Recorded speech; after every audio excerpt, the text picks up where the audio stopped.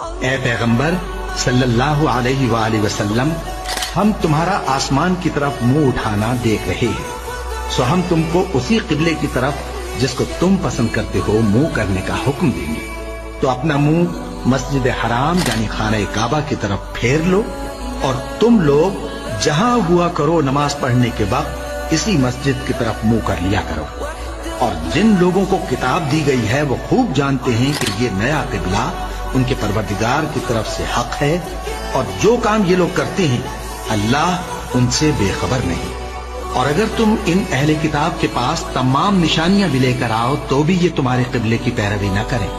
اور تم بھی ان کے قبلے کی پیروی کرنے والے نہیں ہو، اور ان میں سے بھی بعض کے قبلے کے پیرو نہیں۔